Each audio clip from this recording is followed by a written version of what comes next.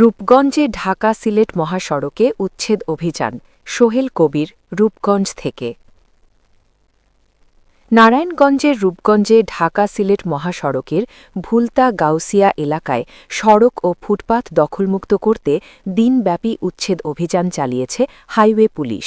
মঙ্গলবার সকাল থেকে দিনব্যাপী ভুলতা হাইওয়ে পুলিশ ক্যাম্পের অফিসার ইনচার্জ জসিম উদ্দিনের নেতৃত্বে বিপুল সংখ্যক পুলিশ সদস্য নিয়ে এই অভিযান পরিচালনা করা হয়। এ সময় ভুলতা চত্বর থেকে গোলাকান্দাইল পর্যন্ত মহাসড়কের দুই পাশে দীর্ঘদিন ধরে অবৈধ কাঁচা বাজার, কাপড়ের দোকান, ভাসমান কসমেটিক্স ও কাঁচামালের দোকানসহ অভিযানে শতাধিক অবৈধ স্থাপনা ও দোকানপাট উচ্ছেদ করা হয় এবং মহাসড়ক ও ফুটপাত দখলমুক্ত করা হয়। ভুলতা হাইওয়ে পুলিশ ক্যাম্পের অফিসার ইনচার্জ জসিম উদ্দিন বলেন, পবিত্র মাহে রমজান উপলক্ষে সরকারি নির্দেশনা অনুযায়ী সড়ক ও ফুটপাত দখলমুক্ত রাখতে এই যৌথ অভিযান পরিচালনা করা হয়েছে। অবৈধ দখলের কারণে যানবাহন ও সাধারণ মানুষের চলাচলে ভোগান্তি তৈরি হচ্ছিল। ব্যবসায়ীদের আগেও একাধিকবার সতর্ক করা হয়েছে। ভবিষ্যতেও কেউ যাতে সড়ক দখল করে জনদুর্ভোগ সৃষ্টি না করে সে বিষয়ে কঠোর অবস্থানে রয়েছে প্রশাসন। এ ধরনের অভিযান অব্যাহত থাকবে।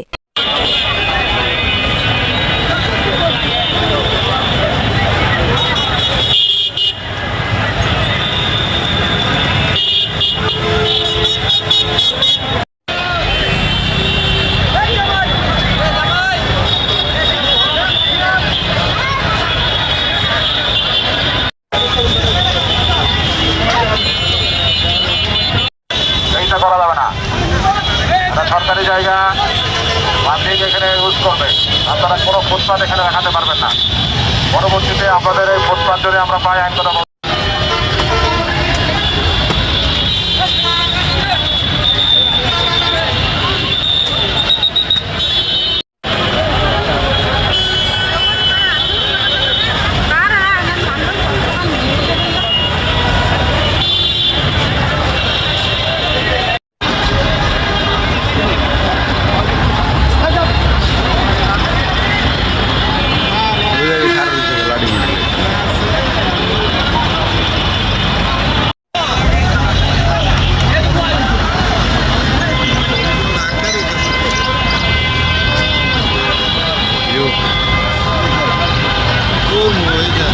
প্রত্যেকটা পুলিশ একটা করে যদি 50 জন ভাড়া দেবো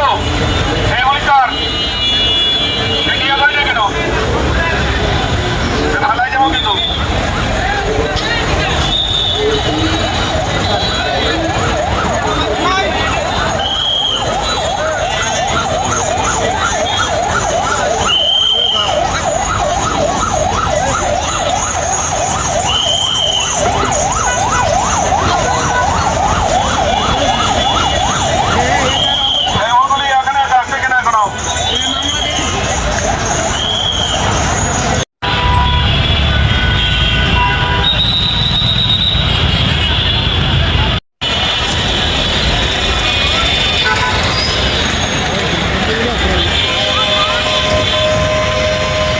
অভিযান চলমান প্রক্রিয়া চলতেই থাকবে।